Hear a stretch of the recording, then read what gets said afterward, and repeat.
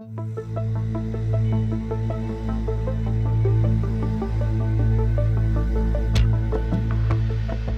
I think I will skip any introduction. I will go directly to U1 symmetries, right? I will start with U1 symmetry. I will say a few general things about it, then I will try to discuss the axial anomaly, compute the axial anomaly, and then eventually I will discuss generalization and applications of the anomaly. Well, so we start with U1 symmetry. So I just have a Dirac field, psi of x, a Dirac field. And for the time being, it's a free field. So it has an action S on which depends on psi and psi bar, which is integral d for x. This is all very simple. Psi bar d slash minus m. And this is known to be invariant under U1 symmetry, vector symmetry. So this is just a change of phase, right? You just don't do anything to space-time point. It's an internal symmetry, but you transform the field, right? Psi of x changes to prime of x, which prime of x is exponential I alpha psi of x. And the bar, which is related to the complex conjugate of psi, transform with the opposite phase, right? Psi bar prime of x. Minus I alpha psi bar x. So under such transformation, the Lagrangian density, this is called usually Lagrangian density, is invariant density. So L psi derivative of psi is the same as the L of psi prime and derivative of psi prime. Okay. So this is a symmetry. In fact, this is more than what is needed for a symmetry. As you know, for a symmetry, you could allow here for a total derivative. This would not matter. But here there is no total derivative. Okay, so this is the symmetry. So usually in physics we consider infinitesimal transformation, right? Infinitesimal transformation.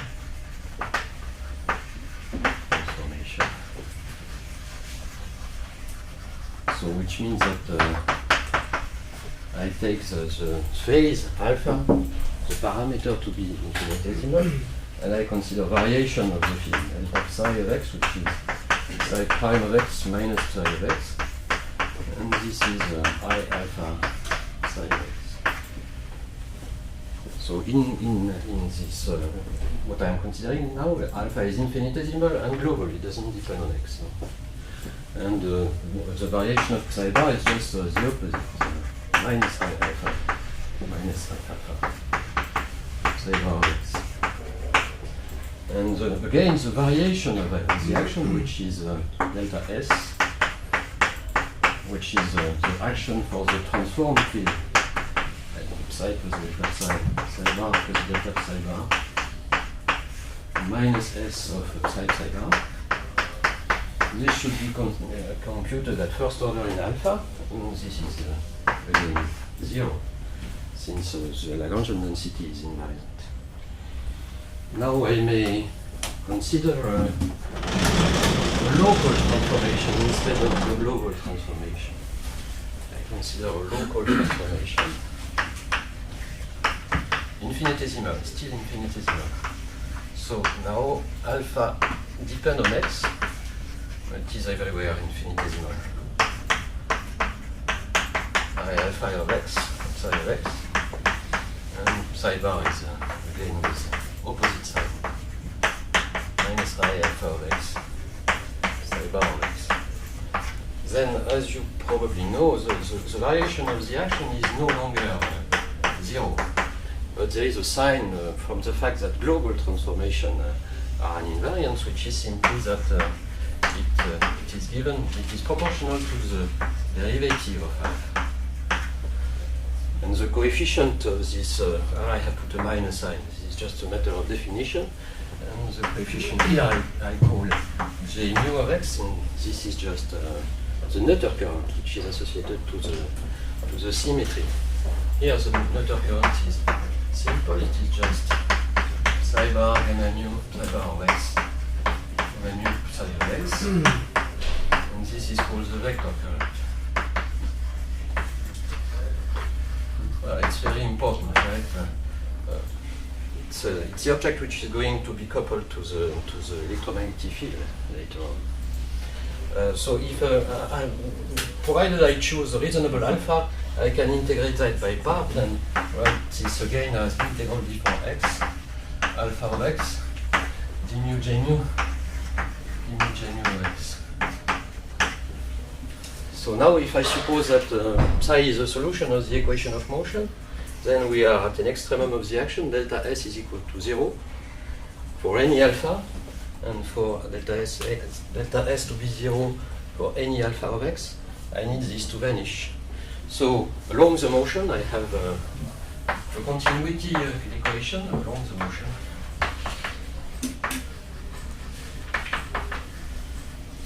I have that d mu j mu is equal to 0.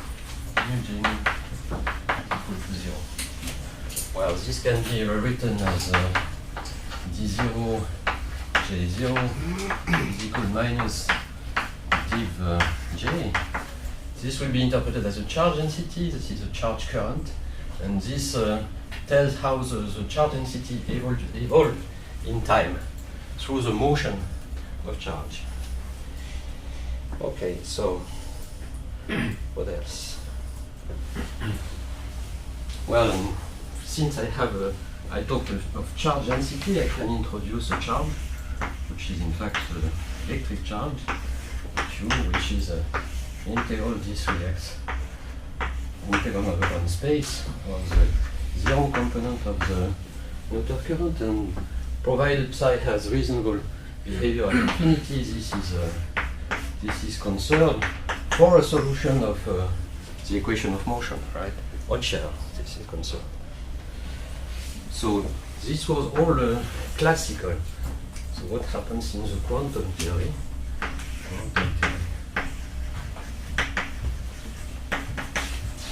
So all the objects which I discussed up to now, psi bar, the current, the charge, they become operator which act in a Hilbert space. Here, this Hilbert space, it has a special structure. It's called a Fock space. It's a space of identical particles. And at the free level, in fact, the equation which I wrote up to now are not modified. Provided in the quantum theory, as you know, evolution equations depend on the representation which I use. As you know, in field theory, we don't use Schrödinger representation, where states evolve and operators do not evolve. We use Heisenberg representation all the time, right? And this is what I will do also here. And thus, in the Heisenberg representation, operators satisfy Heisenberg equation, evolution equation, which is called a Heisenberg equation. And in the free case, the Heisenberg equation will just reproduce the classical equation of motion, right? So I will have again d mu j mu is equal to 0, and I will also have d over dt of q is equal to 0. The charge is conserved. So now, another role of the charge probably is that this you know also. The charge Q in the quantum case, it's an operator. It's also the generator of infinitesimal symmetry, right? This problem. J'ai perdu mon texte. I don't know where it is. Sorry. It's well, it will be written like that. Delta psi of t and x may be written as a commutator of minus I alpha q with psi of t and x. And computing this just by computation, you find that this is just equal to I alpha psi of t and x. So q are generators of infinitesimal transformation. And finite transformations, they are realized as unitary transformation. Finite transformation.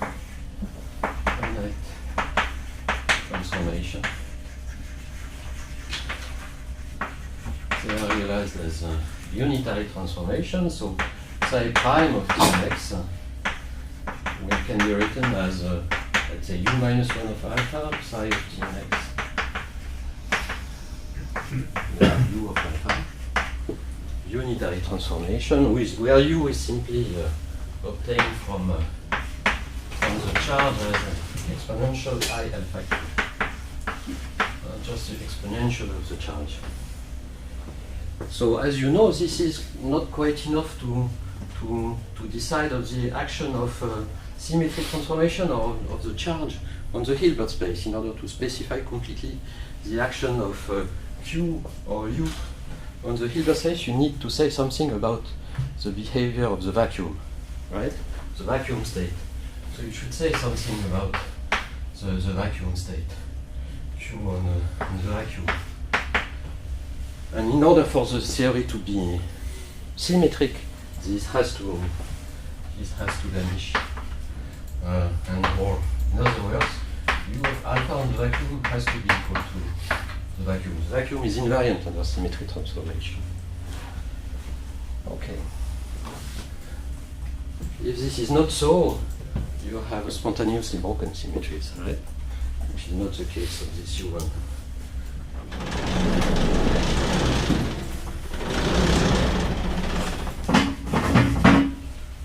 So, another symmetry which I can consider are axial transformation.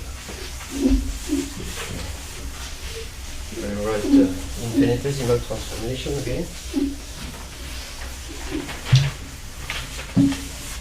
Axial transformation. These are the transformation with a gamma phi. Axial transformation.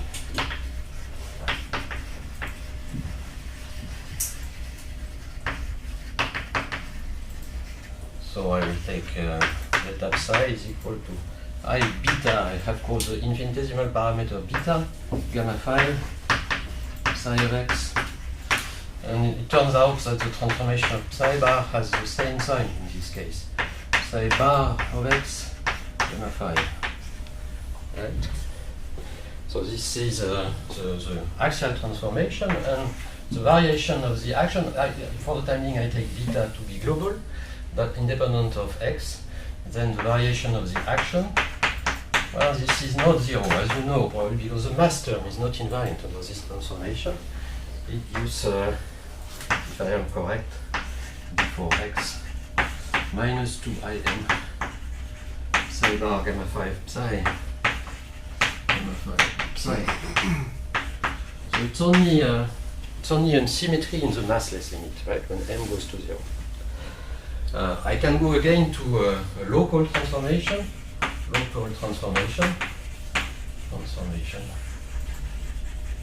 which means now I consider a beta which depends on x, and I can compute the variation of the action, and I will get an extra term besides this one, which is the term where the derivative acts on beta, and so it's like that, and before x.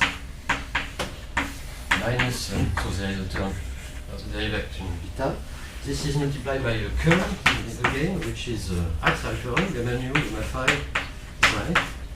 And then this term is still there, right? There is no change for this term. Minus 2im psi bar gamma phi. And the beta. I forgot the beta. Sorry. I always forget things. You should tell me. Wow.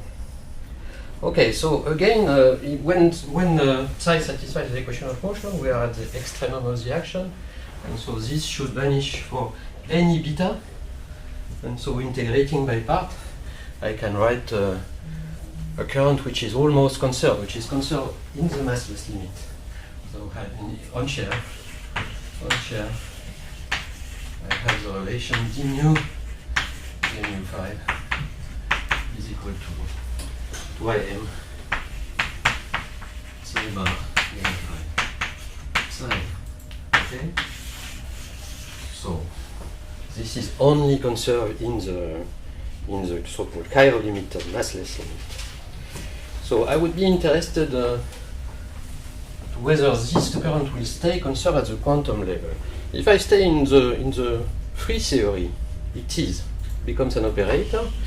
It satisfies the Heisenberg equation, but the Heisenberg equation reproduces the classical equation, and so we have this same identity. So if it is not conserved, it has to be in an interacting theory, right? We have to go to some interacting theory. So let's go to some interacting theory. I have taken it as simple as possible. Interacting theory.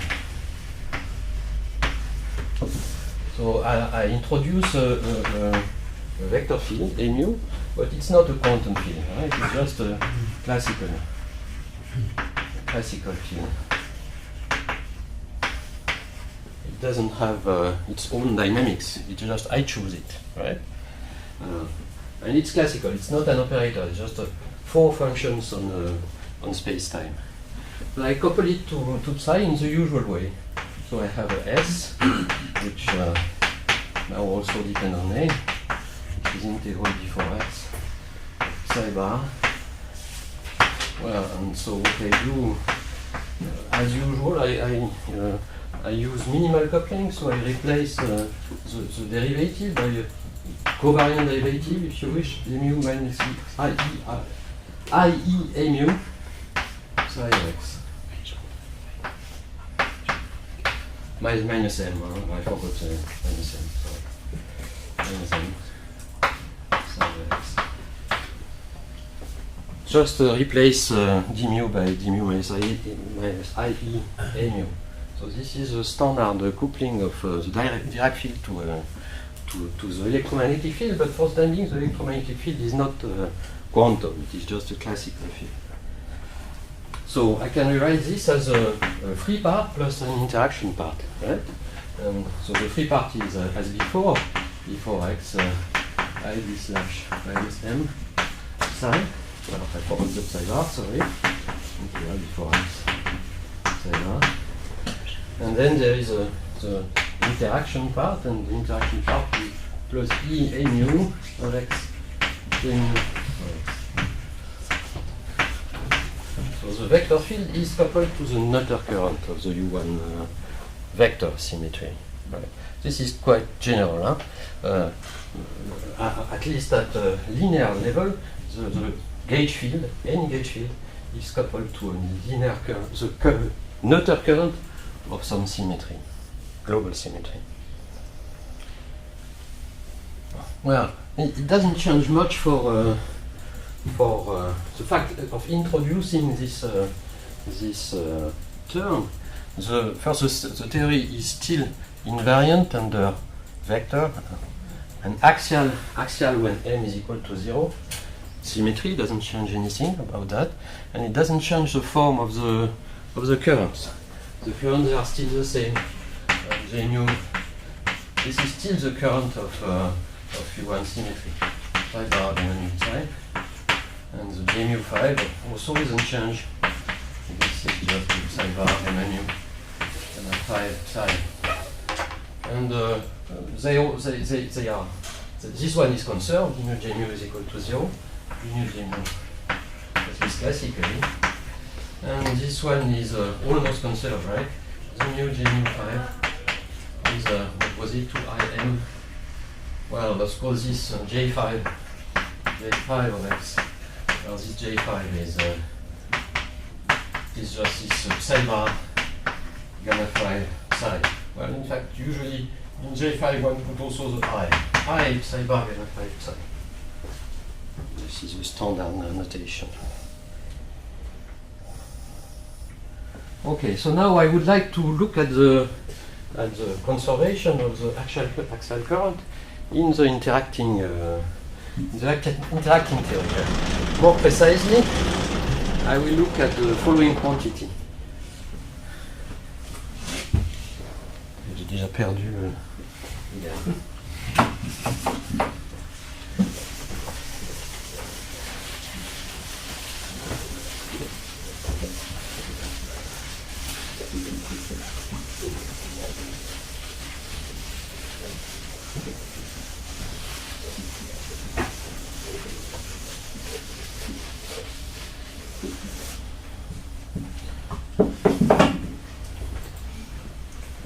I will look at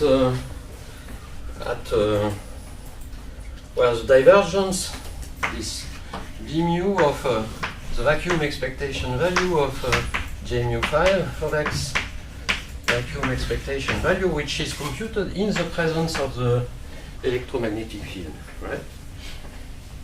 So I want to look at the vacuum expectation value of the divergence of the axial current in the presence of the electromagnetic field, right? So how do I compute that?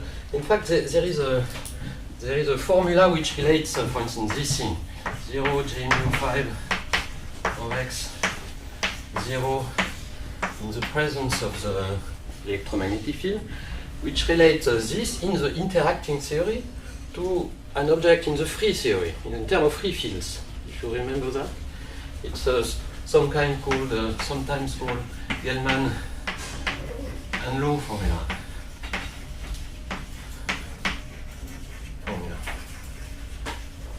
It is very convenient to find the perturbative expansion. So what you have to do is replace. Now this is the free vacuum, and then I have a chronological product. I have my operator j mu 5, and then I have the exponential I times the interaction Lagrangian, right? Which is integral d for x of well, for y, let's say, because here I have an x, here I have an x, here we put y, a mu of y, j mu of y. Do you remember this formula? This is the basis of perturbation theory, right? It relates objects in the interacting theory to objects which are computed in the free theory.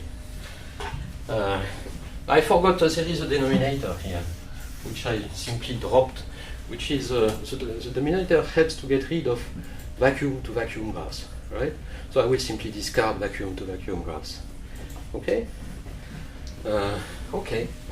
So now, how do I compute this? I just have to expand the exponential in power of e. Well, I forgot the e. The e is gone, sorry. E is my coupling constant, so I should keep it. So it's the powers of e or powers of a mu, as you wish. It is the same here. So I will admit that at order 0 and 1, I get nothing extraordinary. So order e to the power 0 or e to the power 1, I will get the following: d mu 0 j mu 5 of x 0 in the presence of the A field. In the presence of the A field is what you naively expect, which is you remember there is this 2m, the vacuum expectation value of the object which I call J5 of x 0 in the presence of the A field. Francois? Yes. Actually, I have a stupid question. So, this formula assumes that the operators evolve no more in the Heisenberg picture, but in the interacting picture. So that. Yes, you obtain it in this way. You obtain it using the interaction. So that just the interacting part of the action enters there in the old. Only the interaction part of the action enters here. That is right. You have to use the interaction picture. You are completely right. But here now, these are just free fields. Free field everything is in the Heisenberg picture or interaction picture. These are just free fields, right? Okay. So this is what this is naive, right? This is what you expect naively. Again, this J5, it's always the same object. J5 of x. This is I psi bar of x gamma 5 psi of x. So something new happens only at order e squared, or at second order in the vector field. So I need to write the second order.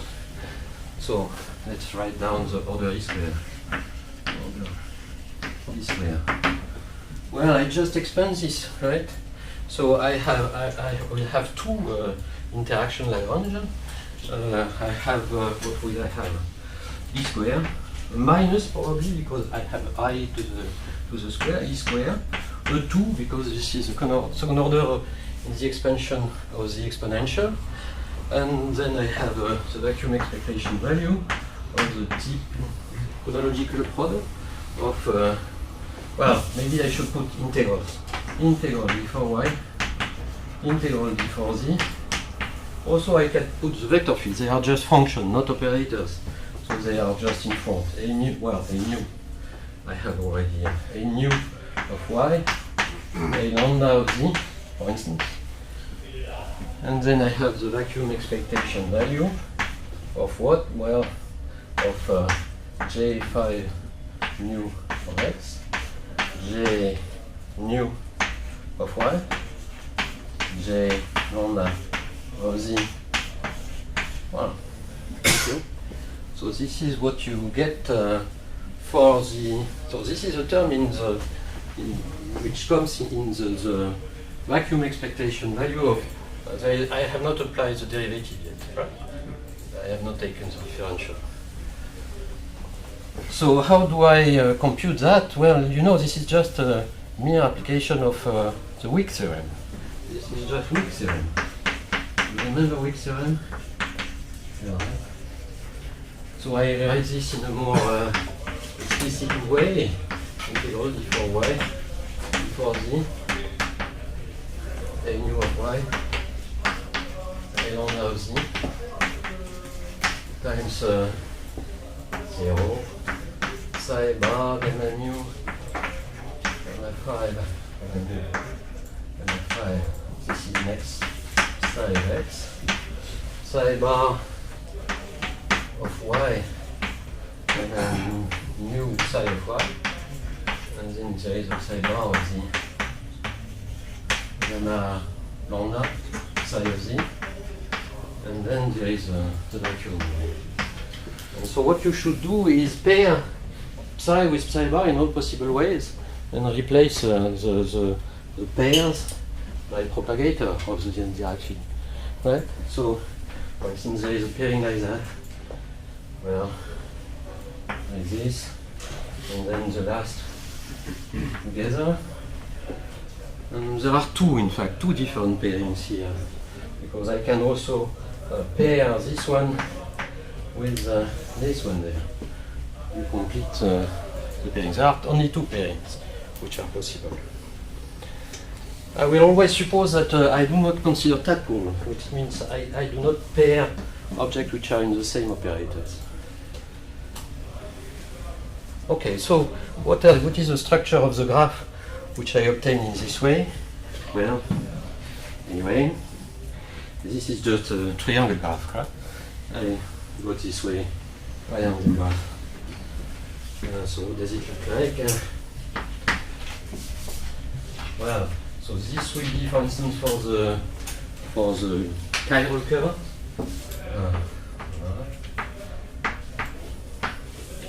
This will be for vector currents, and then the loop can be,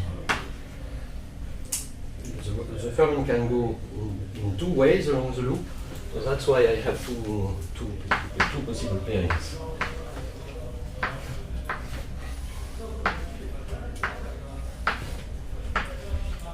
Well, for the time being, I am in position space, so this is at point x, for instance, with index mu. This is at point y with index mu. This is at point z with index lambda, and the other way around. Okay. So this is very simple. So I will consider mainly one of the two. Let's say, I don't remember which one I consider, but anyway, I call it V mu lambda of x, y, z. Well, I have probably this graph is here. They just correspond to this vacuum expectation value. So what I will write here is just this, right? I have to make the remaining multiplied by e squared over 2 and integrate on y and z multiplied by the vector fields. Okay? So I have separated just this part here, which is given by these two graphs. Okay, so now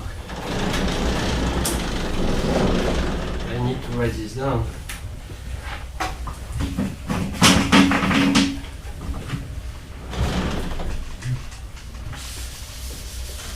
This is not difficult, right? I just need to write the vertices and propagators. But as we know, it's easier to write down in momentum space. So I will go to momentum space. And I will take only one of the... I forgot. Here I wanted to put a second term, which is related to the second graph. But the second graph, in fact, is just the exchange of y with z and also of lambda with nu. Okay, so they are the same. In fact, I need only to consider one. So it's amount to the exchange of the two interaction Lagrangians, right? So it's if I know one, I will know the other. Okay.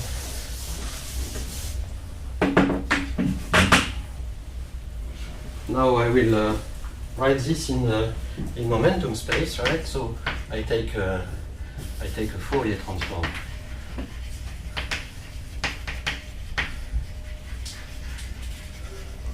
So this V mu, I have taken big V, sorry, V mu lambda of x, y, z.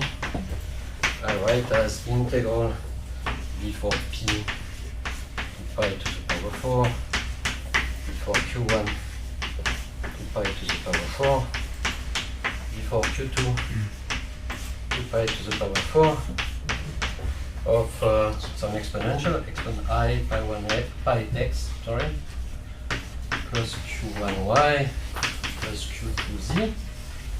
And there is something which is energy momentum conservation. So there is a 2 pi to the power 4, delta 4 of Q plus P, sorry, plus Q1 plus Q2. And finally there is the object which I will compute, which is V mu lambda.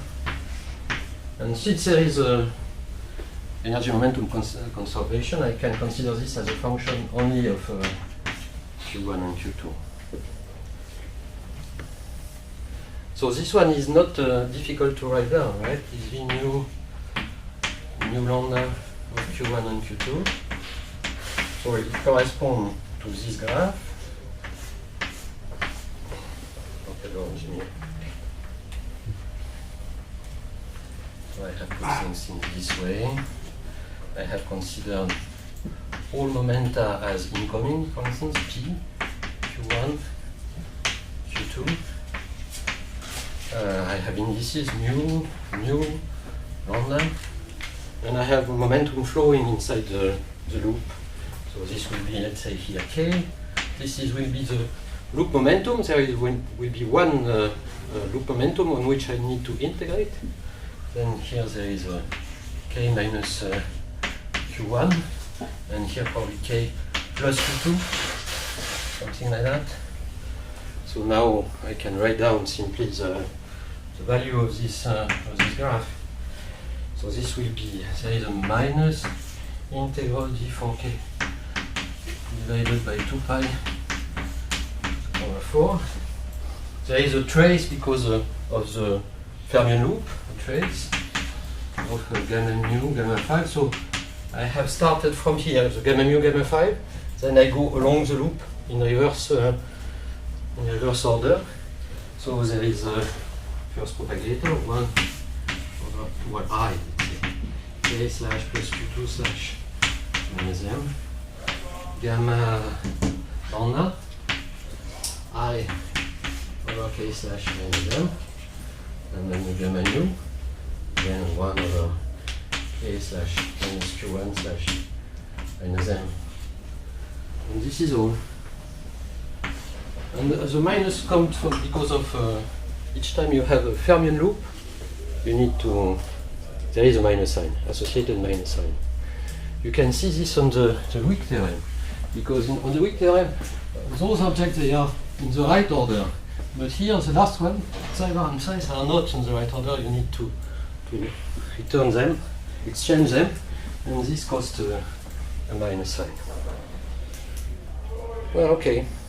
Now I want to look at the divergence of this, right?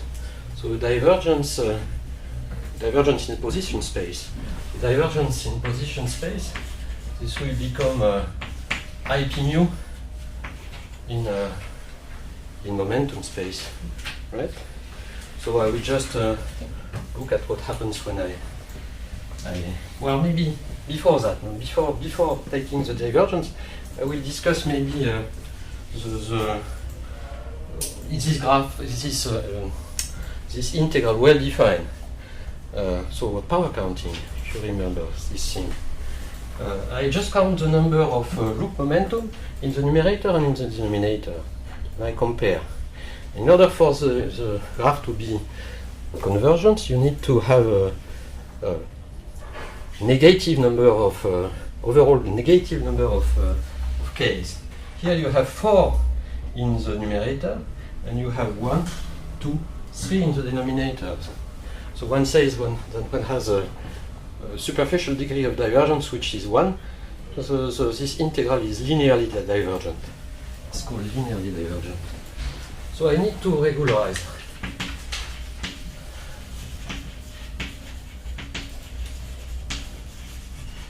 I need to regularize. How am I going to regularize this object? Well, for fermion loops there is a very convenient regularization. Here, honestly, things like dimension regularization are very complicated to apply because of the gamma 5. Gamma 5 makes dimensional regularization really complicated. So I will not even try. I will just use so-called polyvillar regularization. Polyvillar regularization.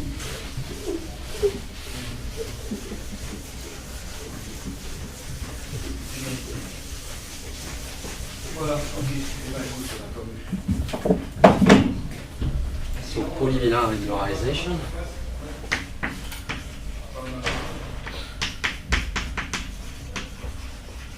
Regularization.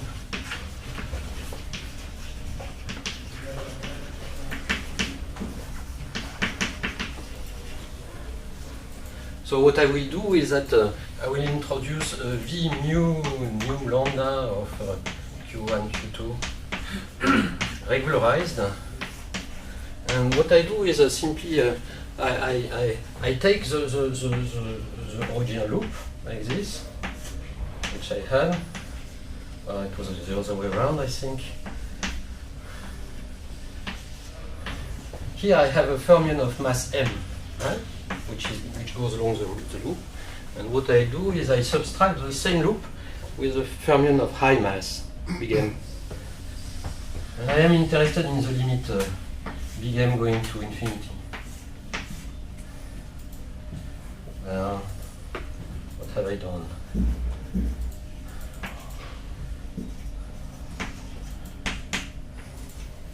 So here I have big M running along the loop.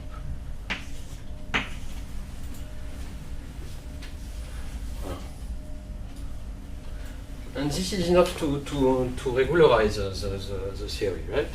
The complete diagram, this cancels the divergence of this one, and the whole of this is regular. Okay? So now I come back to my divergence. I have to apply this IP mu, and I look first just to the first term. It will act on gamma mu, gamma phi, right? And this IP mu, it will multiply this gamma mu, gamma phi. So I rewrite, so this is I, using energy momentum conservation, this may be rewritten as I minus I, let's say, Q1 slash plus Q2 slash gamma mu gamma phi.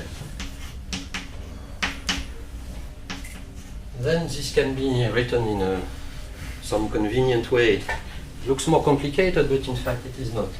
I write it in this way: I k slash minus Q1 slash minus m gamma phi plus I gamma phi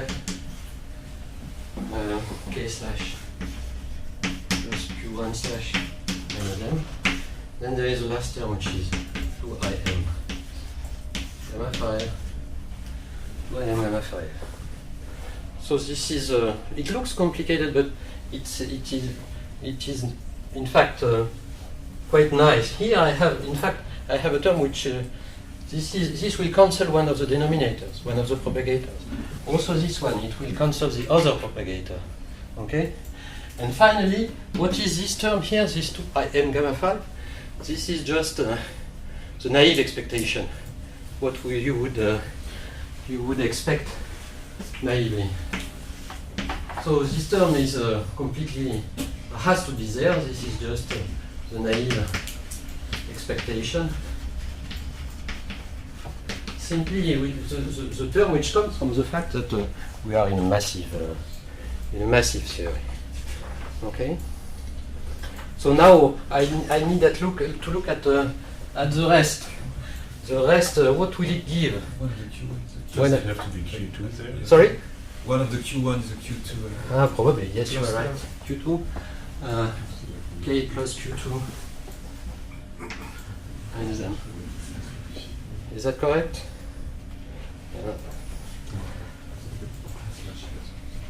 Okay, they are on the right side. Yeah, it's okay, right? This one, in fact, will cancel this denominator by using invariance of the trace under perpendicular permutation, and this one will cancel this one, right? So I look just at the first two terms. What comes from the first two terms? Well, the first two terms, what do they look like? Well, there is this minus, let's say, from the first two terms. The first two terms. I will get minus d4k divided by 2 pi to the power k, to the power 4, sorry, trace. And then there will be, there is no gamma mu anymore, there is a gamma phi. So there is a term, for instance, this one, there is an extra I, minus I. Doesn't matter really. Gamma phi, 1 over k slash plus q2 slash minus m. Gamma lambda, 1, and then there is an I, sorry, I over k slash minus m. And again, this should be regularized. So you should, well, there is a second term first. Maybe I should write the second term, which is plus trace of gamma phi. I forgot the gamma mu here, which is still there. Gamma mu is still there. Gamma phi, gamma lambda, I divided by k slash minus m. Gamma mu. I divided by k slash minus q1 slash minus m. And then that is all. I think, I hope I did not forget anything. And okay, and so I should remember that we should subtract here the same object, exactly the same, with m replaced by m. This is just to regularize these terms, right? Because they are, besides that, they should be divergent. So if they are regular, then they are zero. They are zero. Why are they zero? Simply because this is a pseudo tensor because of the gamma 5. A pseudo tensor which depends only on one momentum.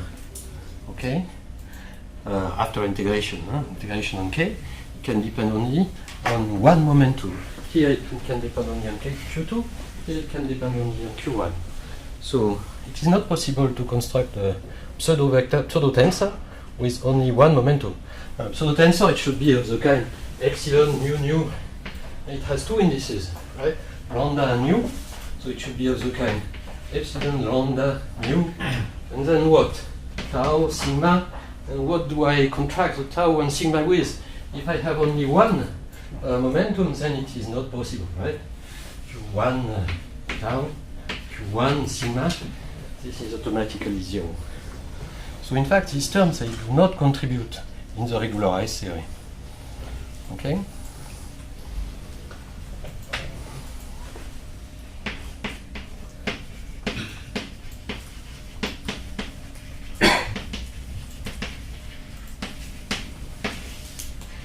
So I will look at the rest.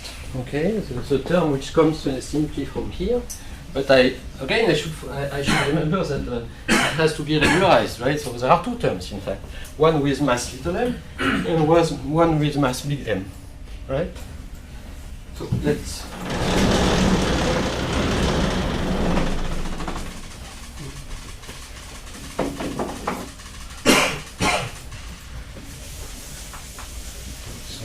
What do I get?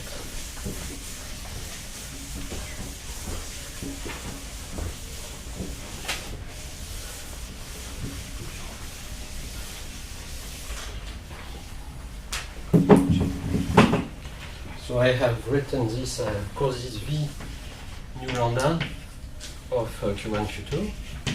The term coming from the 2IM here.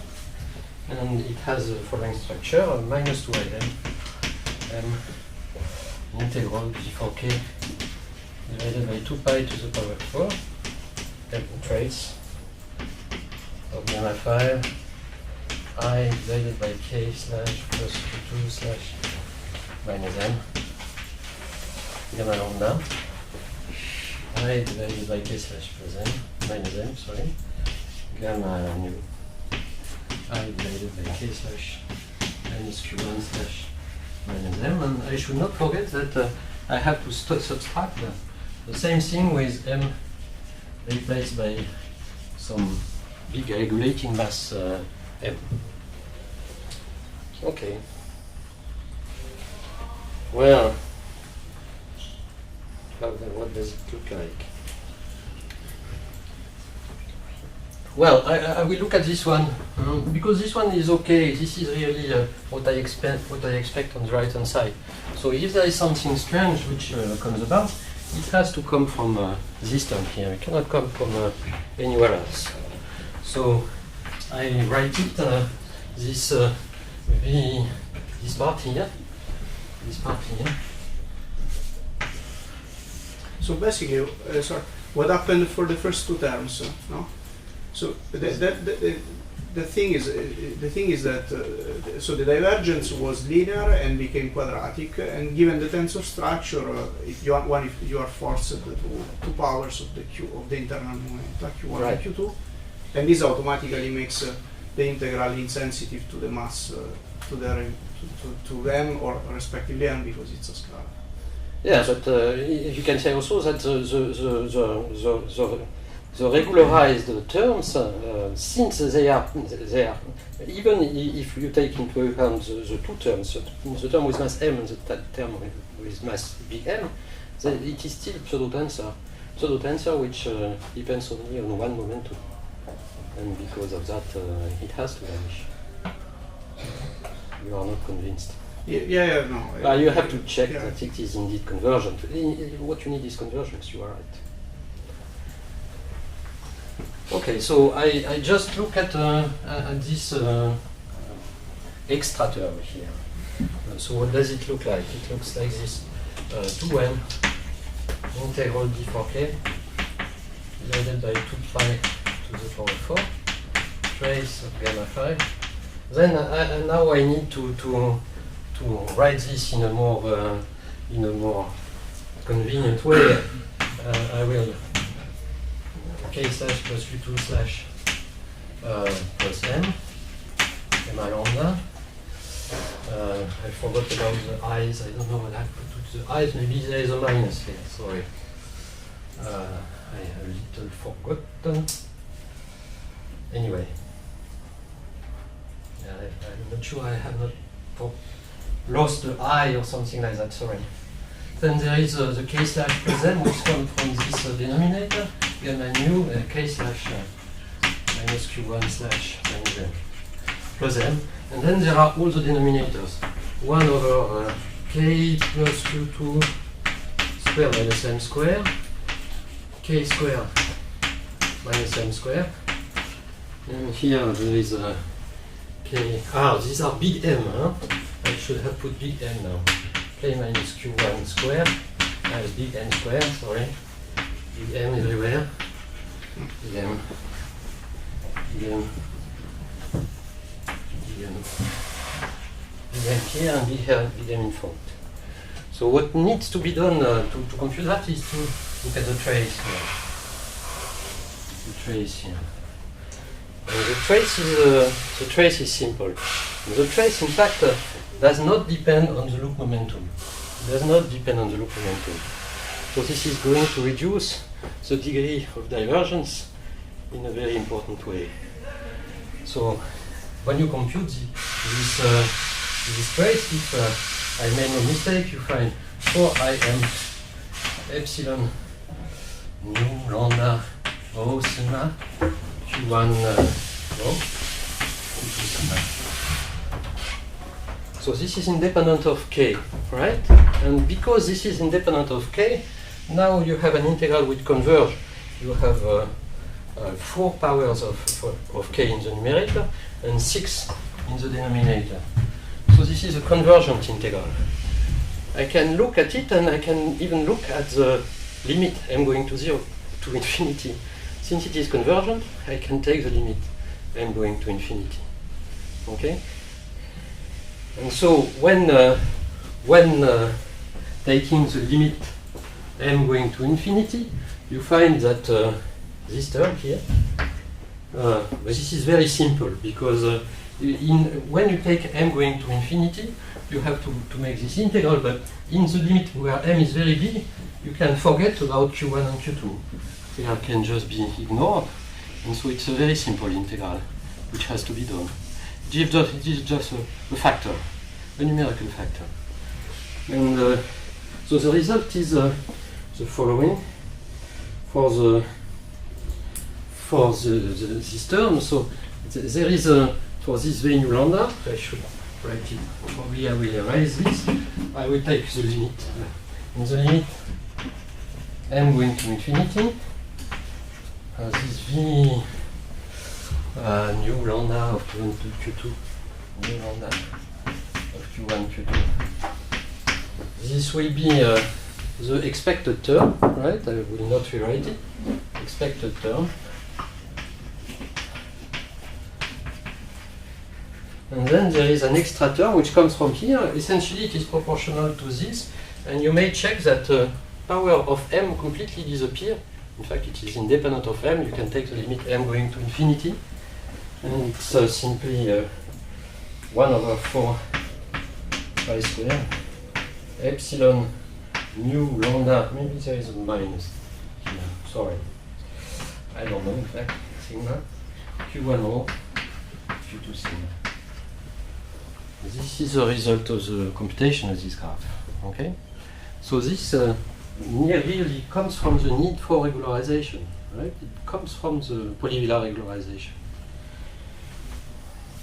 Well, this will come in my divergence of the axial current, right? And so what will it give? Something very simple, right? So what we have now?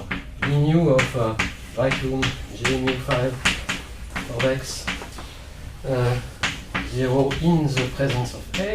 This is a standard term to IM 0 J5 of x 0 in the presence of A. And then this term, the Q1 and Q2 here, they will come and put derivative on the vector fields, right? You remember we have two vector fields in the as factors, a nu of y and a lambda of z, because these q1 and q2 they will be derivated once.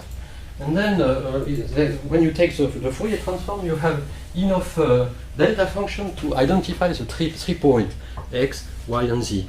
You will have only 1 point left, x. Okay? And so the extra term is simply this, minus z squared divided by 4 pi squared epsilon mu rho sigma f mu of x f rho sigma of x, which is just a function for the time being. It's a classical object. This is the anomaly, right? So this is the anomaly. Okay. Well, what did I want to say?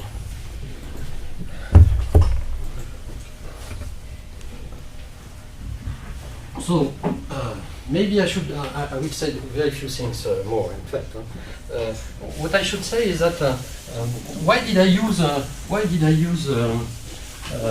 polyvilar regularization? Besides the fact that it is very convenient, why did I use polyvilar regularization? It is because it ensures automatically the conservation of the vector current. Polyvilars. Well, this is the reason, in fact. Vilars ensures conservation of the vector current.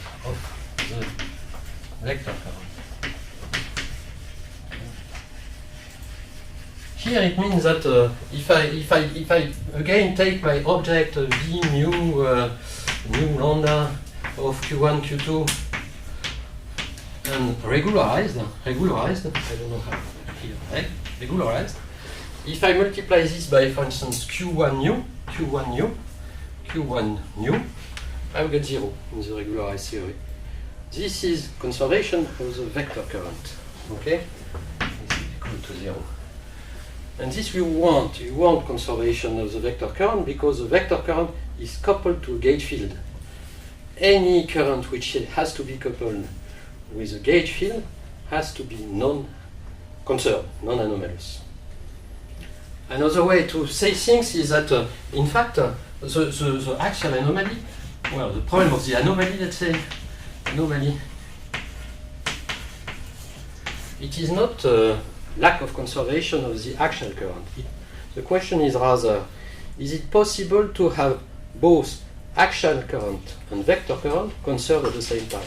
This is the true question. Is it possible?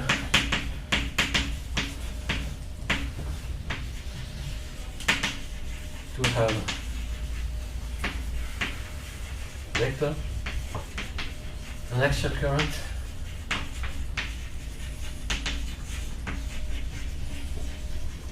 conserved at the same time? Both. Well, the answer to this is no. It is not possible. It is no.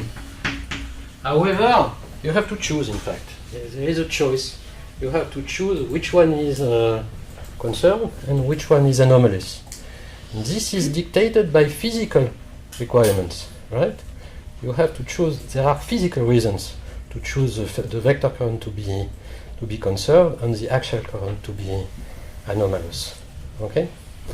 The physical reason is really that the vector current is the current which is coupled to the electromagnetic field. Okay? There is a way, well, I won't say much about that. Anyway, it's almost finished, no? How long do I have? You still have A few minutes? I was trying to recalculate this, so I don't remember what's the calculation. So Well, just a few minutes then. it's we have 15 minutes. 15 minutes still? Ah, that's good. 14. That's good. So, okay, so you can see that, and there is a way to see that you can shift. Well, here I have put the whole anomaly in the axial current, but in fact you can shift the anomaly as you wish. You can push it to the vector current if you wish and have no anomaly in the axial current. But this is really not what you want, not what you want at all. Sorry, it's Yes. for all U1 symmetry, local symmetry. If you decide. You want, if you have a current which is coupled to a gauge field which is anomalous, then your gauge theory is dead. Your gauge theory is dead. This is the case, for instance, of the standard model, Salam-Weinberg model, right?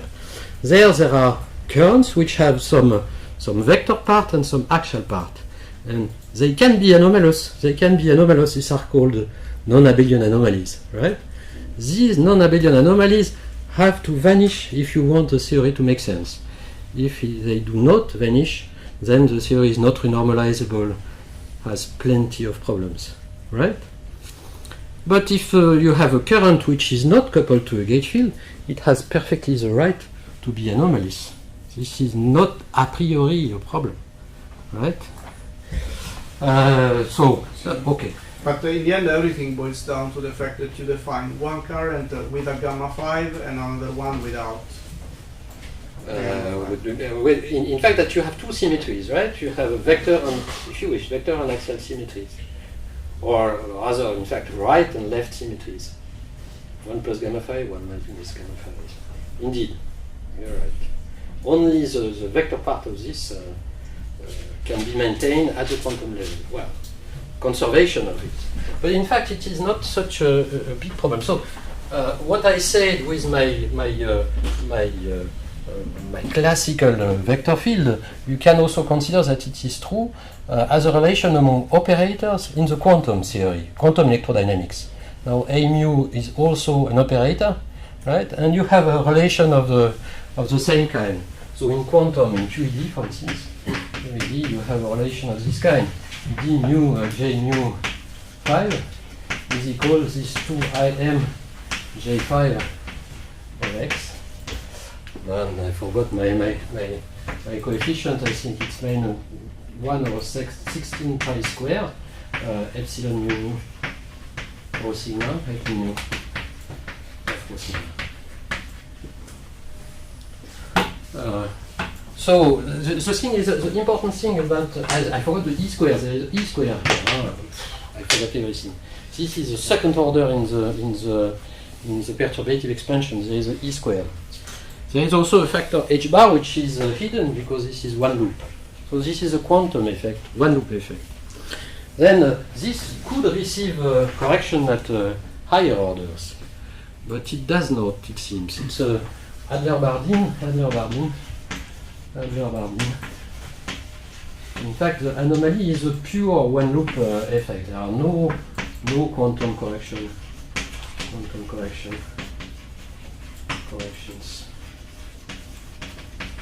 to the anomaly.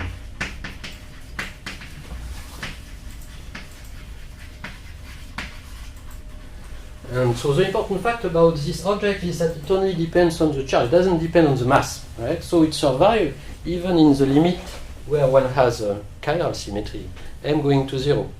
Even when m goes to 0, it is still there. But anyway, it is still possible to define a modified current which is conserved, because this object epsilon mu rho sigma f mu f rho sigma, you can it is itself a divergence. It can be written as a d mu of some y mu. So probably I will put coefficient wrong, but this y mu, it is something like I think there is a 1/2 or 2, I forgot, epsilon mu rho sigma a mu f rho sigma. So if this is true, then I can define a new current which is conserved in the chiral limit, in the massless limit, right? I will just put new current, which is this. It will be a J mu 5 hat, something like that. It will be J mu 5 plus what is needed, right? To J mu 5.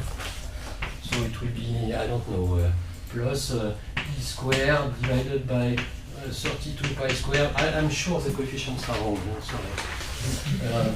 Times this y nu. Y nu.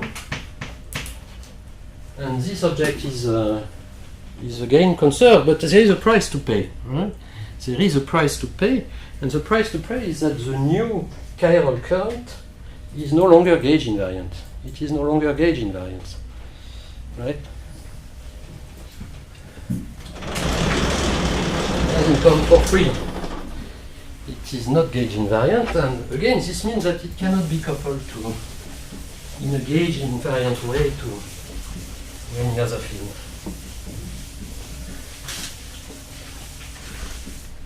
If you want to, in about 5 minutes, maybe it's. Oh, you okay? Current is not gauge invariant, but the funny thing is not gauge invariant. Gauge invariant. The funny thing is that you can still define a charge, a new charge, a q hat, which is integral d3x of this new j hat 0 phi of x, the new current, the zero component of the new current, and this new charge is gauge invariant in the abelian case. In the abelian case, is gauge invariant. So there is still a charge which generates chiral transformation. In the massless limit. So, well, I will not say much more. Let's say in QCD you have the same type of triangular diagram with now let's say one chiral current and gluons on the other two legs, right? And in QCD you will have a graph of this kind. Well, you have still that. Then you have your triangular diagrams like this, and then here you have gluons, right?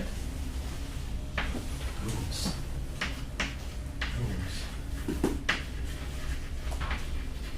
So there will be a contribution of the axial anomaly which comes from gluons, right? So what will it look like? And this will be a term in d mu g mu phi. Well, it cannot be anything else than well, the coefficient. Again, I will probably write wrong. So some g squared. This is the coupling constant of QCD divided by some number of pi squared, and then will come the field strength of the gluon. The field strength of the gluon. So it's epsilon mu nu rho sigma, j mu nu, ga mu nu, ga mu nu. GA rho sigma, sorry. This is summed on SU3 Lie algebra indices, right? Well, it is clear that in order, this contains not only terms which are quadratic in the gluons, right? This contains also terms which are cubic and quartic in the gluons, because this object is more complicated than the abelian one, right? It's d mu a nu minus d mu a nu, and then there is an extra term with a sign which I never remember, j f b c a nu b a nu c. So the term on the right hand side contains terms which are cubic and quartic in the gluon fields, and so the full anomaly is not only described by the triangular diagram. You need also to insert quadrangular, pentagonal diagram to obtain the whole of this. But besides that, it's there is a contribution of that kind. And again, this object can be written as a total derivative. But this time, I think it is not possible to construct a conserved charge, gauge invariant charge from it. Okay? So this is known, right? Probably you remember that. No?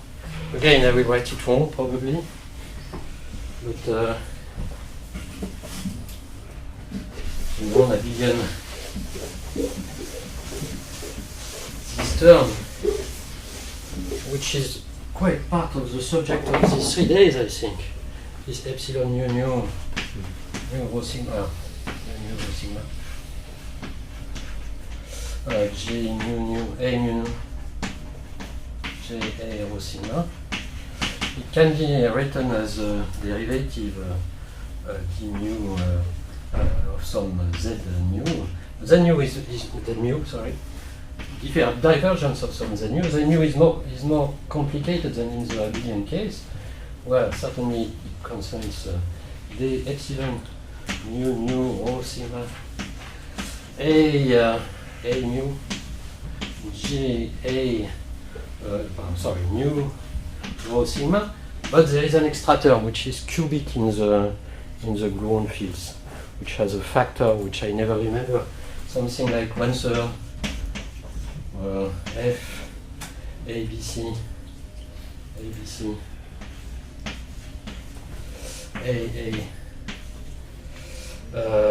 what nu AB rho A sigma AC sigma, something like that.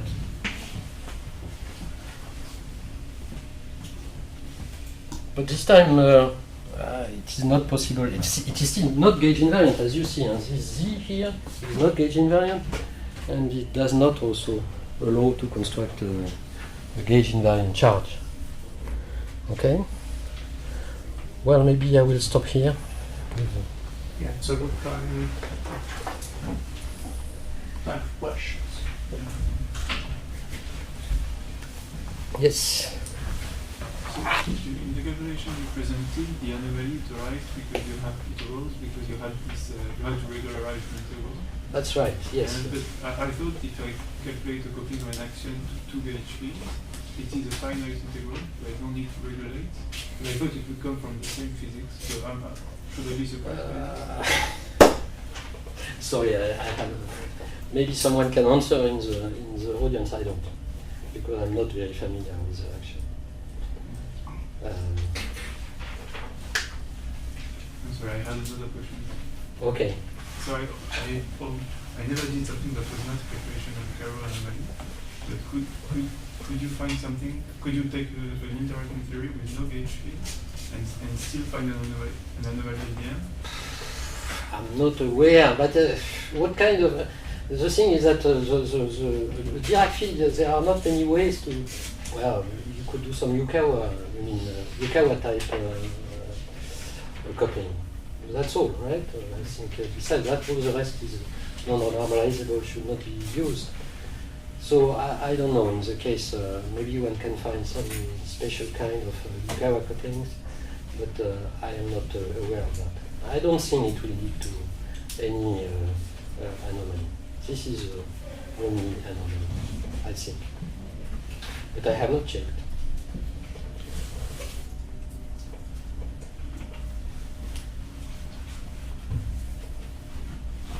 Actually, I had a question.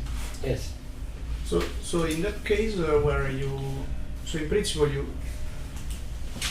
can redefine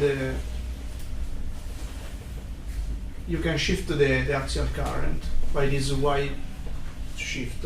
Yes. Whose current Y is conserved. It will be conserved. So that the associated charge is still time independent. But it is not defined. The problem is that It's shifted, yeah. the problem is that since it is not gauge invariant, it is not well defined, right? It is not well defined.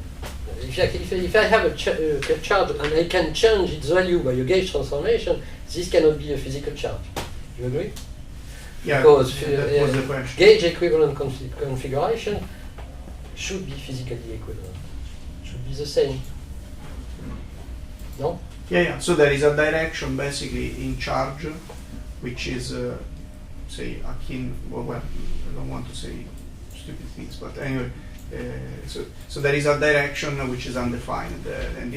What do you mean by direction? A charge. There is a parametric change in the charge, in the charge associated in the chiral limit to the would-be conservation of the axial current, which is undefined by terms of order E squared. If you wish. So maybe I should say also that the anomaly can be useful from time to time. For instance, it is the anomaly which gives the good value, the right value for the decay of the pi zero particle in gamma gamma. You know that. This directly comes from the anomaly with the right experimental value. So it's not always bad anomalies, right? It can be also very useful.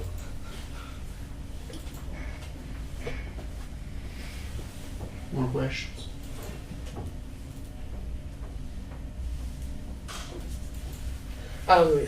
Maybe I should say that you can look at the book by Kerson Huang. There is a whole chapter on the anomaly. It's very well made, probably better than what I had done. I never remember the name of the book. Kerson Huang. It's an old book from the 80s, I think. It's a lepton quarks and gauge theory, something like that.